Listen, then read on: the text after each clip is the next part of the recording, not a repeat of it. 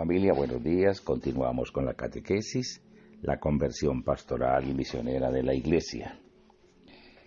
En la conversación con los obispos presentes en la reunión de coordinación del CELAN en Río, encontramos un párrafo que refuerza lo que hemos encontrado en la exhortación sobre la cercanía como fundamento teológico del llamado a hacerse pueblo.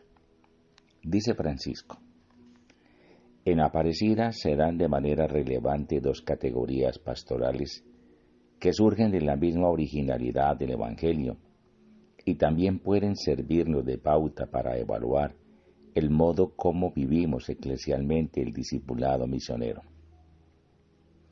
la cercanía y el encuentro.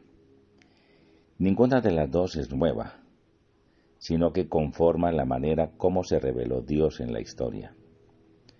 Es el Dios cercano a su pueblo, cercanía que llega al máximo al encarnarse. Es el Dios que sale al encuentro de su pueblo.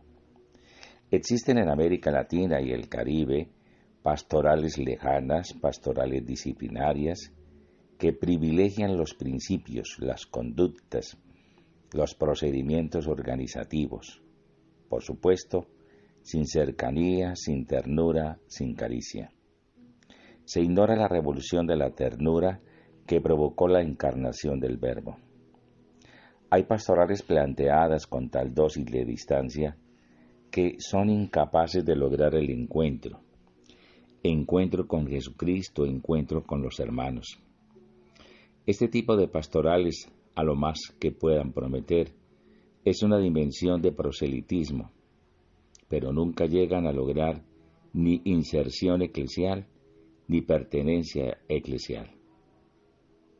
La cercanía crea comunión y pertenencia, da lugar al encuentro. La cercanía toma forma de diálogo y crea una cultura del encuentro. Una piedra de toque para calibrar la cercanía y la capacidad de encuentro de una pastoral es la homilía. ¿Qué tal son nuestras homilías? Nos acercan al ejemplo de nuestro Señor, que hablaba como quien tiene autoridad, o solamente son preceptivas, lejanas y abstractas. Aparece en este párrafo un obstáculo que dificulta hacerse pueblo, el proselitismo, que la exhortación menciona una vez en el numeral 14, pero no logra desarrollarlo mayormente. En la exhortación descubro que Francisco señala 4 grandes obstáculos que dificultan que nos hagamos pueblo y que estemos cerca de la gente como estuvo Jesús. Los expongo en el orden en que aparecen en el texto del Papa. Un primer obstáculo es el aislamiento, la búsqueda de la autonomía individualista.